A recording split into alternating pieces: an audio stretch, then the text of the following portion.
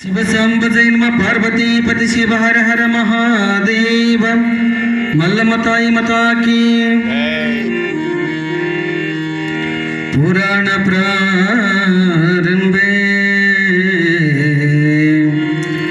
ವಂದಿಪೆನು ಹರ ಮಲ್ಲಿಕಾರ್ಜುನ ವಂದಿಪೆನು ಹರಿಮೈಳಕೇಶ್ವರ ವಂದಿಪೆನು ಮಂದೀಶ್ವರ ವೀರ ಭದ್ರ ವಂದಿಪೆನು ಗಣಪತಿ ನಿನಗೆ ವಂದಿಪೆನು ಮಾ ಕಾಳಿ ದೇವಿಗೆ ವಂದಿಪೆನು ಗುರು ರಾಮ ನಿನಗೆ ಚನ್ನಪರ ಶಿವಗೆ ವಂದಿಪೆನು ನವಗ್ರಹ ಬ್ರಹ್ಮಗೆ ವಂದಿಪೆನು ದೀರ್ಘಾಲ ಬಸುವಿಗೆ ವಂದಿಪೇತೆ ಚೀಸ ಕೋಟಿಯು ದೈತರೆಲ್ಲರಿಗೆ ಅಮರವತಿ ಗಣಗಂಗ ವಂದಿಪೆನು ಭೂಮಾತಿಗೆ ಮಲ್ಲಮ್ಮ ತಾಯಿಗೆ ವಂದಿಪೆನು ಲಕ್ಷ್ಮೀ ಶಾರದೆ ಸಕಲ ದೇವತಿಗೆ ಜಯ ಮಂಗಲಂ ಜಯ ನಮ ಪಾರ್ವತಿ ಪತಿ ಶಿವ ಹರ ಹರ ಮಹಾದೇವ ಮಲ್ಲಿಕಾರ್ಜುನೇಶ್ವರ ಮಹಾರಾಜ್ ಕಿ ಮಲ್ಲಮ್ಮ ತಾಯಿ ಮತಾ ಕಿ ಕರಿಬಸವೇಶ್ವರ ಮಹಾರಾಜ್ ಕಿ ಶಿವ ಸಾಂಬ ಜಯ ನಮ ಪಾರ್ವತಿ ಪತಿ ಶಿವ ಹರ ಹರ ಮಹಾದೇವ.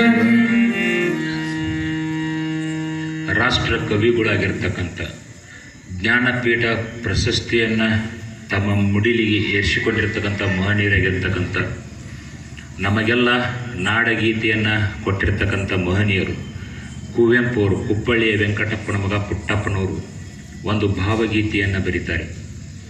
ಯಾವ ರೀತಿಯಾಗಿರ್ತಕ್ಕಂಥ ಆಧ್ಯಾತ್ಮ ಚಿಂತನೆ ಅವರಲ್ಲಿ ಇತ್ತು ಅನ್ನೋದೊಂದು ಈ ಒಂದು ಗೀತೆಯ ಮುಖಾಂತರ ಗೊತ್ತಾಗ್ತದೆ. ಯಾವುದಂದ್ರೆ, ಓ ನನ್ನ ಚೇತನ ಆಗುನಿ ಅನಿಕೇತನ, ಓ ನನ್ನ ಚೇತನ ಆಗುನಿ ಅನಿಕೇತನ ಅಂಥೇಳಿ ಒಂದು ಗೀತೆಯನ್ನು ಬರೀತಾರೆ.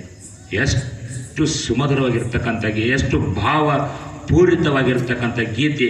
ಒಂದು ಸ್ವಲ್ಪ ಎರಡು ಲೈನ ಬಿಡಿಸ್ತೀನಿ ರೀ ನಿಮಗೆ. ಎರಡು ಲೈನ ಬಿಡಿಸಿ ಮುಂದೆ ಹೇಳ್ತೀನಿ. ಆ ಎರಡು ಲೈನ ಬಿಡಿಸಿದ್ರೆ ಎಷ್ಟು ಅದ್ಭುತ ಜ್ಞಾನಿಗಳು ಇದ್ರು ಅನ್ನೋದು ಗೊತ್ತಾಗೈತೆ ನಿಮಗೆ. ಓ ನನ್ನ ಚೇತನ ಆಗುನಿ ಅನಿಕೇತನ. ಚೇತನ ಅಂತೇಳಿ ಎದಕ್ಕಂತಾರು ಅನ್ನೋದೊಂದು ಒಂದು ಕಡೆ ಸಂವಾದ ನಡೀತು. ಎಲ್ಲಿಯಪ್ಪ ಅಂದ್ರೆ ಘಟಾನುಘಟಿಗಳಿರ್ತಕ್ಕಂಥ ಪರಮಹಂಸರಲ್ಲಿ ಸಂವಾದ ನಡೀತು. ವಿವೇಕಾನಂದರು ಕುಂತಾರ, ಅದೇ ರೀತಿ ಅಂತ ಘಟಾನುಘಟಿಗಿರ್ತಕ್ಕಂಥ 32 ವಿದ್ಯಾರ್ಥಿಗಳು ಕೂತಿದ್ದಾರೆ. ಕೂತಿದಾಗ ಚೇತನ ಅಂತೇಳಿ ಎದಕ್ಕಂತಾರೋ ಅಂತೇಳಿ ರಾಮಕೃಷ್ಣ ಪರಮಹಂಸರ ಕೇಳ್ತಾರೆ. ರಾಮಕೃಷ್ಣ ಪರಮಹಂಸರು ಚೇತನ ಅಂತ ಎದಕ್ಕಂತಾರ ಅಂತ ಕೇಳೋಣ. ಅಲ್ಲಿರ್ತಕ್ಕಂಥ ಒಬ್ಬ ವಿದ್ಯಾರ್ಥಿ ಅಂತ ಹೇಳ್ತಾನೆ, ಯಾವ ದೇಹದಲ್ಲಿ ಜೀವ ಐತಿ, ಯಾವ ದೇಹದಲ್ಲಿ ಜೀವ ಇದೆ ಅದಕ್ಕೆ ಚೇತನ ಅಂತಾರ, ಅದಕ್ಕೆ ಚೇತನ ಅಂತಾರ, ಅದಕ್ಕೆ ಚೇತನ ಅಂತಾರ ಅಂತ ಹೇಳ್ತಾರೆ. ಅವಾಗ ಅಲ್ಲಿರ್ತಕ್ಕಂಥ ರಾಮಕೃಷ್ಣ ಪರಮಹಂಸರು ಒಂದು ಮಾತು ಹೇಳ್ತಾರೆ. ಅಲ್ಲೇ ಒಂದು ನಾಯಿ ಅಂತಿರಲ್ಲ, ಶುನಿ, ಆ ಶ್ವಾನ ಈಗೋ ಆಗೋ ಪ್ರಾಣ ಹೊಕ್ಕಿರ್ತೈತಿ, ಪ್ರಾಣ ಇಟ್ಕೊಂಡೈತಿ. 8 ದಿವಸ ಆದ್ರೂ ಪ್ರಾಣ ಇಟ್ಕೊಂಡೈತಿ. ಈಗೋ ಆಗೋ ಸಾಯ್ತೀನಿ ಅಂತೇಳಿ ಇಟ್ಕೊಂಡು 8 ದಿವಸ ಇಟ್ಕೊಂಡೈತಿ. ಅವಾಗ ಅದನ್ನು ತೋರಿಸಿ ಕೇಳ್ತಾರೆ, ಇದು ಚೇತನ ಆಗಕ್ಕೆ ಸಾಧ್ಯ ಐತಿ ಅನ್ನೋದು ಕೇಳ್ತಾರೆ. ಇದು ಚೇತನ ಆಗಕ್ಕೆ ಸಾಧ್ಯ ಐತಿ ಅನ್ನೋದು ಕೇಳ್ತಾರೆ. ಅಂದ್ರೆ ಯಾವ ದೇಹದಾಗ ಜೀವ ಇತ್ತಂದ್ರೆ ಅದು ಚೇತನ ಅಂತ ಅಂದಿರಲ್ಲ, ಈ ಚೇತನ ಇದಕ್ಕೆ ಆಗಕ್ಕೆ ಸಾಧ್ಯ ಐತಿ ಅನ್ನೋ ಅಂತೇಳಿ ಕೇಳ್ತಾರೆ. ಅವಾಗ ಅವನು ಹೇಳ್ತಾನೆ, ಉತ್ತರ ಇಲ್ಲ, ಇದು ಚೇತನ ಆಗಕ್ಕೆ ಸಾಧ್ಯ ಇಲ್ಲ. ಮತ್ತು ಹಂಗಂದ್ರೆ ಯಾವ ದೇಹದಾಗ ಜೀವ ಐತಿಲ್ಲ ಅದಕ್ಕೆ ಚೇತನ ಆಗಕ್ಕೆ ಸಾಧ್ಯ ಇಲ್ಲ, ಚೇತನ ಅಂದ್ರೆ ಯಾವುದು ಅಂತ ಮತ್ತೆ ಪ್ರಶ್ನೆಯನ್ನು ಹಾಕ್ತಾರೆ. ಮತ್ತೆ ಪ್ರಶ್ನೆಯನ್ನು ಹಾಕಿದಾಗ ಅಲ್ಲಿ ಏನಾಗಿತ್ತಪ್ಪ ಅಂದ್ರೆ ಒಂದು ಇರುವಿ ಸಾಲ ಹೊಂಟಿತ್ತು. ಇರುವಿ ಸಾಲ ಹೊಂಟಾಗ ಅಲ್ಲಿರ್ತಕ್ಕಂಥ ವಿವೇಕಾನಂದರು ಆ ಇರುವಿ ಸಾಲನ್ನು ಡೈವರ್ಟ್ ಮಾಡ್ತಾರೆ. ಹಿಂಗೆ ಈ ಜಾಗ ಬಿಟ್ಟು ಮತ್ತೊಂದು ಕಡೆ ಹೋಗುವಂತೆ. ಅದು ಹೋಗ್ತೈತೆ ಅಂದ್ರೆ ಇಲ್ಲಿ ಹೋಗಕ್ಕೆ ಸಾಧ್ಯನೇ ಇಲ್ಲ. ಮತ್ತೆ ತನ್ನ ಕಡೆ ಬರಕ್ಕೆ ಚಾಲು, ಮತ್ತೆ ಹೊಡಿತಾರೆ, ಮತ್ತೆ ಬರ್ತೈತೆ, ಮತ್ತೆ ಹೊಡಿತಾರೆ, ಮತ್ತೆ ಹಿಂಗೆ ಹೊಡಿದ್ರಾಗ ಕೈಗಳು ಹಿಡ್ದ ಬರ್ತದೆ. ಹಿಡಿದು ಕುಳಿನ ಅವಾಗ ಹೇಳ್ತಾರೆ ಪರಮಹಂಸರು, ಇದಕ್ಕೆ ಚೇತನ ಅಂತಾರೆ, ಇದಕ್ಕೆ ಚೇತನ ಅಂತಾರೆ ವಿವೇಕಾನಂದ, ನರೇಂದ್ರ ಇದಕ್ಕೆ ಚೇತನ ಅಂತಾರೆ ಅಂತ ಹೇಳ್ತಾರೆ. ಎದಕ್ಕೆ ಚೇತನ ಅಂದ್ರೆ, ನೀ ಏನು ಬ್ಯಾಡ ಅಂತ ಮಾಡ್ತಿ ಅದನ್ನ ಬರಬೇಕು, ನಾ ಮಾಡಬೇಕು ಅದೇನು ಛಲ ಐತಲ್ಲ ಅದು ಚೇತನ ಆಗೈತಿ, ಅದು ಚೇತನ ಆಗೈತಿ ಅಂತ ಹೇಳ್ತಾರೆ ಪರಮಹಂಸರು. ಏನು ಮಾಡಬೇಕಂತ ಅನ್ನೋದೈತಲ್ಲ ಅದು ಚೇತನ, ಏನು ಮಾಡಬೇಕು ಅನ್ನೋ ಛಲ ಐತಲ್ಲ ಅದು ಚೇತನ ಆಗೈತಿ ಅಂತ ಹೇಳ್ತಾರೆ. ಅದೇ ಮುಂದೆ ಹೇಳ್ತಾರೆ, ಓ ನನ್ನ ಚೇತನ ಆಗುನಿ ಅನಿಕೇತನ. ಅನಿಕೇತನ ಅಂದ್ರೆ ಏನು? ಆ ಚೇತನ ಅನಿಕೇತನ ಆಗಬೇಕು. ಯಾವ ರೀತಿಯಾಗಿರ್ತಕ್ಕಂಥ ಮಲ್ಲಮ್ಮ ಎಲ್ಲರಿಗಾಗಿ ತನ್ನ ಜೀವನವನ್ನು ಇಟ್ಟಿದ್ಲು. ಯಾವುದರ ದಿಶೆಯಾಗಿ ತನ್ನ ಜೀವನವನ್ನಿಟ್ಟಿದ್ಲು, ಎಲ್ಲರಿಗಾಗಿ ತನ್ನ ಜೀವನವನ್ನಿಟ್ಟಿದ್ಲು, ಎಲ್ಲ ಬದುಕಿ ಬಳಲಿರ್ತಕ್ಕಂಥ ಜನರಿಗೆ ತನ್ನ ಜೀವನವನ್ನಿಟ್ಟಿದ್ಲು. ಅದೇ ರೀತಿಯಾಗಿರ್ತಕ್ಕಂಥ ಮುನಿಪುಂಗವರು ಅನೇಕ ಅನೇಕ ಅನೇಕ ಅನೇಕ ಅನೇಕ ಅನೇಕ ಕಾರ್ಯಗಳನ್ನು ಮಾಡ್ಕೊಂತ ತನ್ನ ದೇಹವನ್ನ ಜೀವಂತ ಇಟ್ಟಿದ್ಲು. ಎಲ್ಲ ಮುನಿಪುಂಗವರು ಜೀವನವನ್ನ ಇಟ್ಟಿದ್ರು, ಅದೇ ರೀತಿಯಾಗಿ ಜೀವನವನ್ನು ಇಟ್ಟಿದ್ದು. ಯಾಕಂದ್ರೆ ಆ ಚೇತನ ಒಂದು ಮನೆಗಾಗಿ ಸೀಮಿತ ಆಗಬಾರ್ದು, ಒಂದು ಮಗನಿಗಾಗಿ ಸೀಮಿತ ಆಗಬಾರ್ದು, ಒಂದು ಹೆಂಡತಿಗಾಗಿ ಆ ಚೇತನ ಸೀಮಿತ ಆಗಬಾರ್ದು. ಆ ಚೇತನ ಎದಕ್ಕೆ ಸೀಮಿತ ಆಗಬಾರ್ದು? ಅದು ಅನಿಕೇತನ ಆಗಬೇಕು, ಅದು ಅನಿಕೇತನ ಆಗಬೇಕು. ಅನಿಕೇತನ ಅಂತಂದ್ರೆ ಅಡ್ಡಾಡ್ತಾ ಅಡ್ಡಾಡ್ತಾ ಯಾವ ರೀತಿಯಾಗಿ ಸಂಚಾರಾರ್ಥವಾಗಿ ತನ್ನ ಚೇತನವನ್ನ ತನ್ನ ಛಲವನ್ನ ಅಡ್ಡಾಡಿ ಅಡ್ಡಾಡಿ ಅಡ್ಡಾಡಿ ಹೇಳ್ತಕ್ಕಂಥ ಕೆಲಸ ಯಾವ ರೀತಿಯಾಗಿರ್ತ. ವಿವೇಕಾನಂದರು ಆ ದೂರದಲ್ಲಿರ್ತಕ್ಕಂಥ ಚಿಕಾಗೋ ನಗರಕ್ಕೆ ಹೋಗಿ ನಮ್ಮ ಭಾರತದ ಕೀರ್ತಿಯನ್ನು ಉತ್ತುಂಗಕ್ಕೆ ಏರಿಸಿ ಬಂದರು. ಅದು ಛಲ, ಅದು ಛಲ, ಅದು ಛಲ. ಯಾವ ರೀತಿಯಾಗಿರ್ತಕ್ಕಂಥ ಛಲ ಯಾರೂ ಇಲ್ಲ, ನನ್ನದೇ ನಾನು ಅಂತೇಳಿ ಛಲ ತೊಡ್ತೀವಲ್ಲ, ಅದು ಚೇತನ. ಅದು ಮತ್ತೊಂದು ಕಡೆ ಹೋಗಿ ಪಸರಿಸಿ ಮಾಡಿ ಬಂದಾಗ ಅದು ಅನಿಕೇತನ ಅನಿಸ್ಕೋತೈತಿ, ಅದು ಅನಿಕೇತ ಅನಿಸ್ಕೋತೈತಿ ಅಂತ ಹೇಳ್ತಾ, ಇವತ್ತು ನಮ್ಮ ಮನೆ ಕಡೆ ಹೆಂಗಾಗ್ಯಾರ ಅಂದ್ರೆ ಇಷ್ಟೆಲ್ಲ ಹೇಳಿದ್ರೆ ಏನು ಕೃಷ್ಣನ ಭಕ್ತರಾಗಲಿಲ್ಲ, ಏನು ಕ್ರಿಸ್ತನ ಭಕ್ತರಾಗಲಿಲ್ಲ, ಅಲ್ಲನ ಭಕ್ತರಾಗಲಿಲ್ಲ, ಮೊಹಮ್ಮದ್ ಪೈಬಗಾರನ ಭಕ್ತರಾಗಲಿಲ್ಲ, ಮಲ್ಲಮ್ಮನ ಭಕ್ತರಾಗಲಿಲ್ಲ, ಗುರುಗಳ ಭಕ್ತರಾಗಲಿಲ್ಲ, ಬುದ್ಧ ಬಸವನ ಭಕ್ತರಾಗಲಿಲ್ಲ. ಆದ್ರೆ ನಮ್ಮವರೆಲ್ಲರೂ ನಾಳಿನ ದಿವಸದಿಂದ ಬಾಟ್ಲಿ ಭಕ್ತರ್ರಿ. ಇವರು ಎದರ ಭಕ್ತರ ಅಂದ್ರೆ ಬಾಟ್ಲಿ ಭಕ್ತರಾಗ್ಬಿಡ್ತಾರೆ ಇವರು. ಎದಕ್ಕೆ ಇಷ್ಟೆಲ್ಲ ಕೇಳ್ಕೊಂಡು ನಾವೆಲ್ಲರೂ ಬುದ್ಧನ ಭಕ್ತರಾಗಲಿಲ್ಲ, ಬಸವನ ಭಕ್ತರಾಗಲಿಲ್ಲ, ಮಲ್ಲಮ್ಮನ ಭಕ್ತರಾಗಲಿಲ್ಲ, ಗುರುವಿನ ಭಕ್ತರಾಗಲಿಲ್ಲ. ಆದ್ರೆ ನಾವೆಲ್ಲರೂ ಕುಡ್ಕೊಂಡು ರಾತ್ರಿ ಬಾಟ್ಲಿ ಭಕ್ತರಂಕಾರ ಸೈನ ಸೈಯದು. ಅದಕ್ಕೆ ಯಾವ ರೀತಿಯಾಗಿರ್ತಕ್ಕಂಥ ಮಾರ್ಗವನ್ನು ಮುಂಜಾನಿಂದ ಸಂಜೆ ತನ ದುಡಿದ ಕಾಯಕವನ್ನು ಮಾಡ್ತೀವಿ. ಸಂಜೆಗೆ ಬಂದ ಕೂಡಲೇ ಆ ನೀರಾಗೇನು ಹಾಕಿ ತೊಳಿತೀವಿ, ಆ ನೀರಾಗ ಹೋಮ ಮಾಡಿದಂಗನ ನಮ್ಮ ಜೀವನ.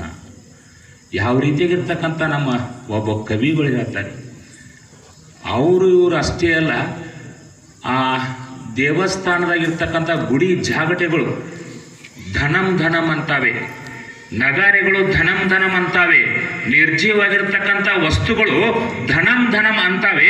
ಅಂಥವ್ರದ್ದೇ ಸಜೀವವಾಗಿರ್ತಕ್ಕಂಥ ಮನುಷ್ಯರು ಧನಂ ಧನಂ ಅನ್ನೋದಂತ ಏನು ಬರಕಿಲ್ಲ. ಅವರು ಧನಂ ಧನಂ ಅನ್ನತಾರ.